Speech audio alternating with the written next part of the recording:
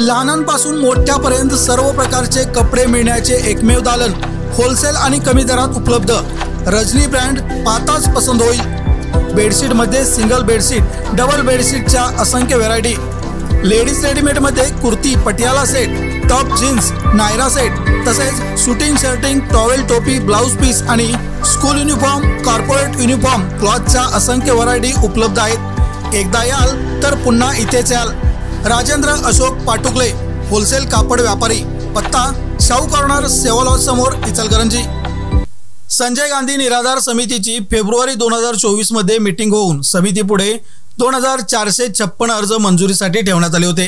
त्यापैकी संजय गांधी निराधार योजनेचे 524, श्रावणबाळ योजनेचे 1496, इंदिरा गांधी वृद्धपकाळ योजनेचे 72, तसेच इंदिरा गांधी विधवा योजनेचे 46 असे 2138 अर्ज समितीने मंजूर केले असल्याची माहिती समितीचे अध्यक्ष ॲडव्होकेट अनिल डाळ्या यांनी दिली। समितीच्या वतीने लोकांमध्ये या योजनेची जागरूकता करण्यामध्ये मोठे यश मिळवल्यामुळे व इचलकरंजी कामगार नगरी असल्यामुळे एवढ्या मोठ्या प्रमाणात अर्ज लाभार्थींनी जमा केले। त्यामध्ये 220 अर्ज हे कागदपत्रांच्या त्रुटीमुळे पेंडिंग ठेवण्यात आले आहेत व 98 अर्ज हे अपात्र करण्यात आले आहेत। परंतु 220 पेंडिंग कागदपत्रांची पूर्तता लाभार्थ्यांनी लवकरात लवकर करावी, जेणेकरून त्यांना योजनेचा लाभ मिळेल अशी सूचनाही डाळ्या यांनी केली। आचारसंहिता व निवडणुकीचा काळ असल्यामुळे यादी प्रसिद्ध करण्यास विलंब लागला, परंतु लाभार्थींच्या खात्यावर पैसे हे मंजुरीच्या तारखेपासून मिळतील।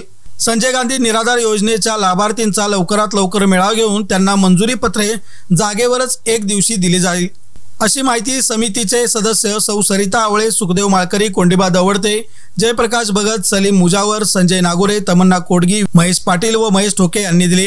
इचलकरंजीमध्ये 3200 लाभार्थी या योजनेचे असून यातील कोल्हापूर जिल्हा मध्यवर्ती सहकारी बँक पोस्ट खाते उघडले असल्यामुळे लाभार्थ्यांच्या खात्यात पैसे आल्यानंतर मोठमोठी लाईन बँकेसमोर व पोस्टासमोर लागत होते।